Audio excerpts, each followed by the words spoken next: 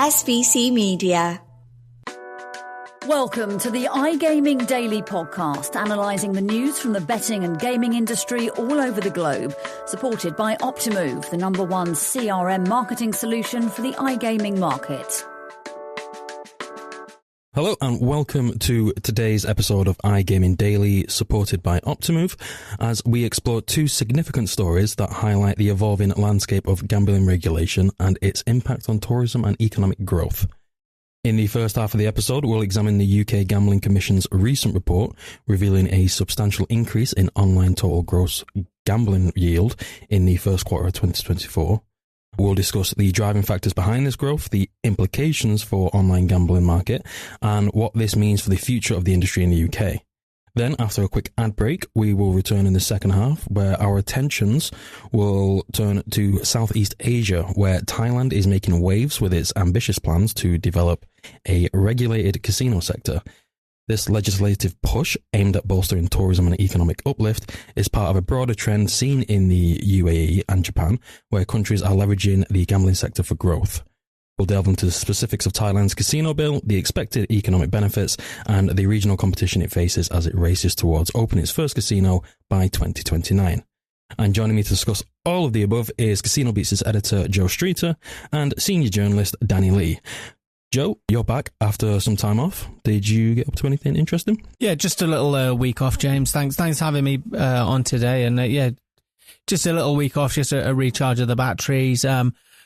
Did a few things. What did I do? Watched a few movies.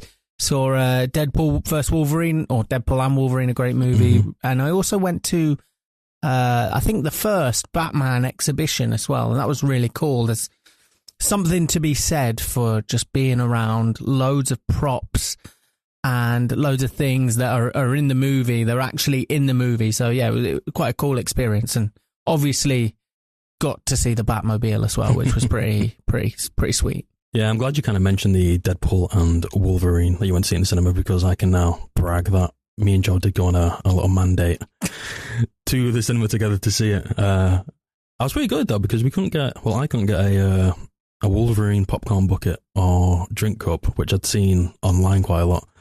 So yeah, desperate for merch, and I understood why after the film, because it was such a good film that you really wanted something to remember it by. It was a fantastic one. Have you seen it yet, Danny? Deadpool Wolverine? No, I've not seen it yet.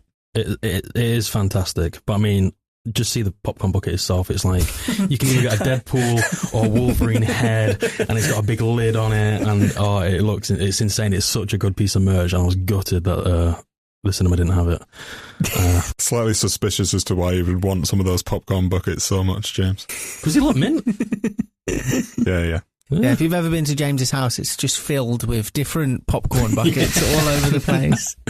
To be fair, I was also gutted that on the 25th anniversary of the Star Wars Phantom Menace showing, they didn't have the popcorn buckets there that I was aiming to get. So, Shall we move on from popcorn buckets? Oh, I was going to say, actually, on your Batman one, like, I went to a Star Wars one in London in the O2, and I thought the experience was fantastic.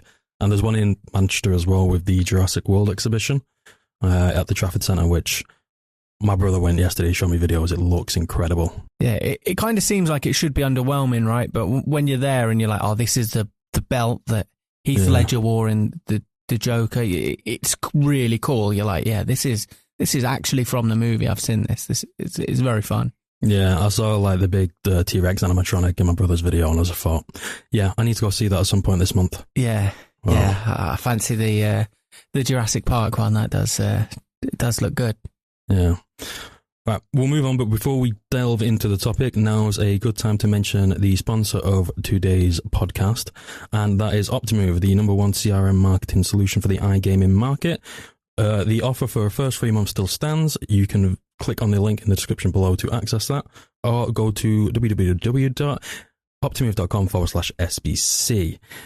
Now, we're going to start with UK slot figures, and Danny, I'm going to come to you first because you're the slot speeds guy. Can you just provide an overview of some of the key findings from the UK Gambling Commission's recent report on the gambling industry's performance in the first quarter of 2024?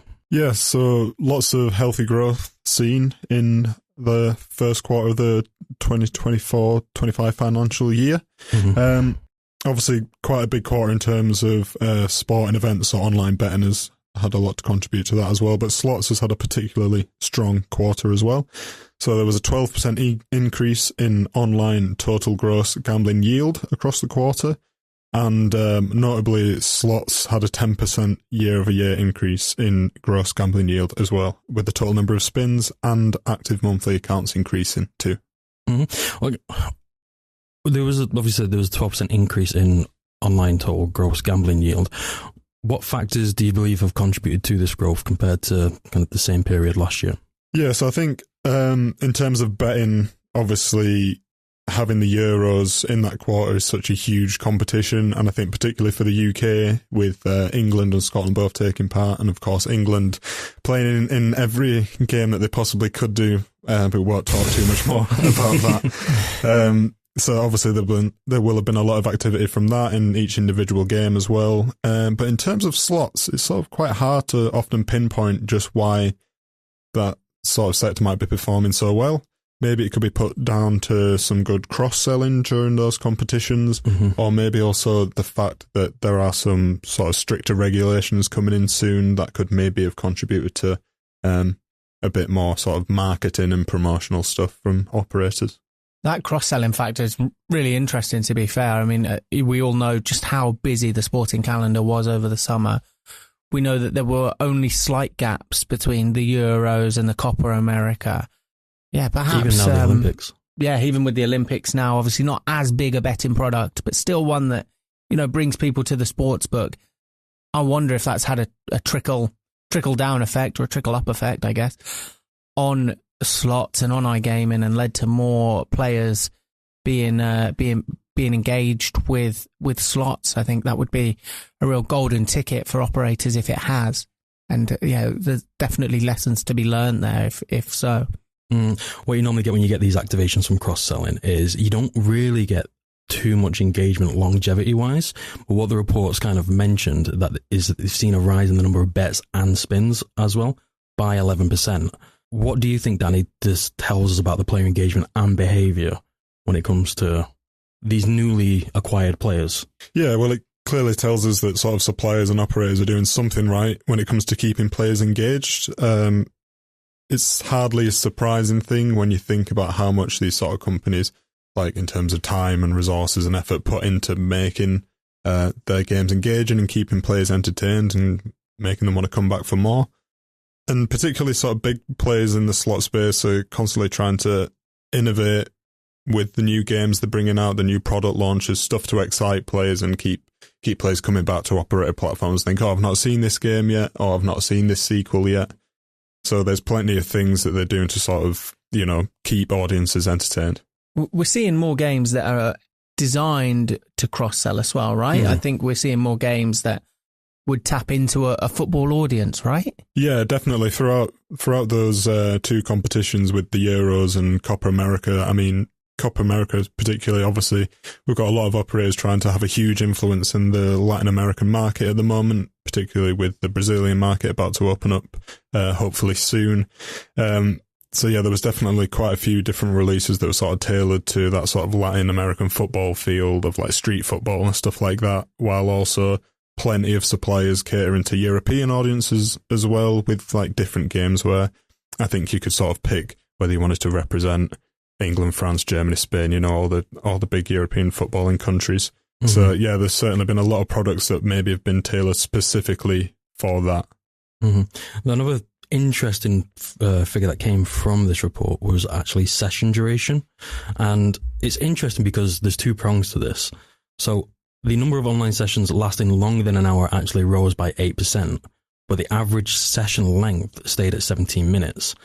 Danny, I'm going to ask you what your thoughts are of this, but I'm questioning what part actually slot streaming has played in kind of definitely the growth lasting over an hour, because we've seen so many more suppliers and operators partner with slot streamers. You've got, like you said, your Fruity Slots, you've got your Casino Grounds, you've got Brian Christopher Slots in the US. Like, it's interesting to see if they're making such an impact. But it's also interesting to see, because previously a lot of slot streamers actually left the UK market because of how strict, not the UK regulations were, but it is getting that way now with stake limits, but how strict the terms and conditions for the UK market on their streaming platforms like Twitch and YouTube kind of played a big part in them moving. Yeah, you'd imagine it's quite a huge contributing factor. I mean, if it's not necessarily a streamer playing in the UK, like you say, a lot of them have moved out of the UK because of regulations. There was a lot of viewers there that will like to, play along, and there's a whole company now, Livespins, who sort of offer that to their players, being able to play along with a streamer. So it's clearly something that players like to do. So it's quite an interesting finding from the report, the fact that there's a lot more sessions that are lasting longer than an hour, whereas the average session time stayed around the same time as 17 minutes. Now, you got to think that lots of sort of slots are now maybe catering to players that don't have loads of time to put in to a game session. So there's different slots that'll offer you a bonus feature within the first sort of 100 spins, and then you might think maybe people are just getting to that level and then maybe clocking off and coming back at another point. But so I suppose it could be put down to a number of games offering those quick experiences that may be more sort of aimed at younger audiences, or the next generation of players, as we like to say. But yes, I do think you could be onto something there with the stream, and that could be contributing a lot to sort of longer gaming sessions, definitely. I remember from the CasinoBeats Summit in Malta, one of the panels talking about slot mechanics and slots engagement. One of the things they said is, so much goes into games, and a large number of these games are played on a mobile device, portrait, while somebody's traveling, which really speaks to it's kind of short game time, but they're very engaged while they're playing, but it's a short engagement time. So yeah, interesting to see how our players have evolved, I guess. Yeah, instant gratification is the new go-to for a lot of suppliers and operators when they're making and kind of delivering these slots to the players. So I'm not a huge fan of it. I really do love the base game anticipation of kind of, getting teased for that feature to be triggered, and then that gratification of I've invested so much time into this, and I've got this. What am I going to get from it? That's why I'm probably a bigger fan of the cabinet retail space. I've had so much more enjoyment through that kind of sector, or through that kind of experience, than online. But I also think 17 minutes is actually quite a long time in comparison, maybe from my own personal experience. 17 minutes, I don't know. If you're playing on a phone, that's quite... I don't know. It's not even one episode of The Simpsons, that. So maybe if it's my personal experience, because I'm kind of a low-stake better, or, I guess it's different if you, like you say, you enjoy the cabinet retail experience. It's a long time to stand somewhere and be... Well, we sit down on comfy chairs. Okay. There's no standing by this boy. Get the popcorn buckets out and... Oh, perfect. Look, we're going to round off this first half of the podcast now. There was quite a few questions I wanted to get into, but we do have to talk about Thailand, and we are on a time limit. So we're going to take a quick ad break, and when we get back, we're going to Southeast Asia. SBC Leaders connects the gambling industry's top-tier operators and associations to share the best ideas, collaborate on solving the biggest issues, and push innovation throughout the betting and gaming industry. If you're an operator and want to join the discussion, visit sbcleaders.com for more information. Welcome back. We're talking about Thailand now, and Joe, I'm going to pass this over to you for the first question to kind of introduce what's happening in Thailand, because this is the big story that broke while you came back, so a nice thing to sink your teeth into. Yeah, obviously a massive story to come back to. There's been we've had a lot of back and forth in Thailand over the past few months. The bill has been touted. It's had large governmental backing. There's not really been too much objection. I think the country can see just how big it would be. It's also attracted much attention from operators, as I'm sure you can imagine. Obviously, the Southeast Asia region is massive, and the Asian region in general is massive for gambling. We see with Macau being, such a hub. There is real opportunity here, and now we are firmly on the path to legislation. The bill has gone back for public feedback. and they have until August the 18th for this to be completed. So, you know, we're dealing very much in the near future, and there's lots and lots of optimism that the bill will be pushed and we will have the first casinos in Thailand in 2029. Mm-hmm. And can you just give kind of a key breakdown of the components of that bill? It's not been finalised yet, so we are a bit premature talking about these. But one of the things is that the gambling resorts developments in these resorts don't exceed 5% of the total project area, and they act as something of the entertainment venues rather than just straight up gambling venues, which is very interesting, right? And it taps into this kind of fun economy that Thailand's trying to build rather than becoming just a gambling hub. Is that kind of similar to the integrated resorts that are kind of developed in Japan? Yeah, I think so. And it's really looking to boost the overall tourism prospects of Thailand, which is obviously already a tourist hub.